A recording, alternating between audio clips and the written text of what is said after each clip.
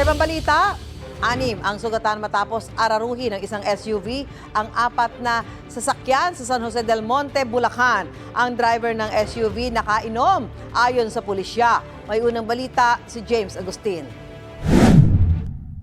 Normal lang ang takbo ng mga sasakyan sa loob ng isang subdivision sa San Jose del Monte, Bulacan mag-alas 8:30 kagabi base sa kuha ng dashcam. Nang biglang, sumulpot ang isang SUV at binangga ang motorsiklo.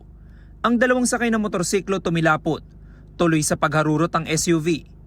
Hindi na nahagip sa video pero may nabangga pang isang motorsiklo at nakaparadang multipurpose vehicle ang SUV ayon sa pulisya.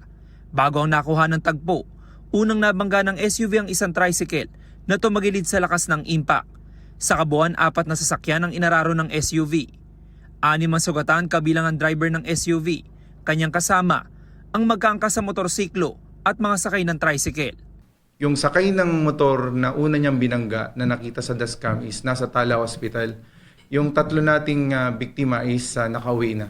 Pero pinadala pa rin namin sila sa hospital upon yung response namin during the right after the incident. Injuries lang naman yung natamo ng ating mga biktima. So may mga bukol sa ulo, ganun. Dinala sa police station ang naaksidenteng SUV. Wasak ang harapan nito at natanggal din ang bumper.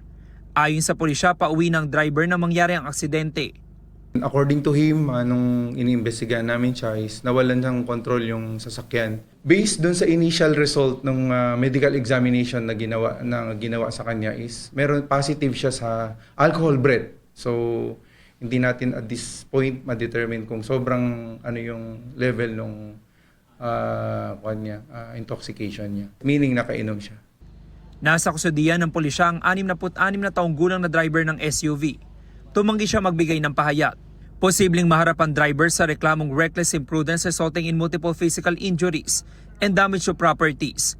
Muling nagpaalala ang pulisya sa publiko para maiwasan ang ganitong aksidente. Mag-ingat sa pagdadrive and huwag uminom. Driving under the influence of liquor is a violation of our law. Ito ang unang balita. James Agustin, GMA News.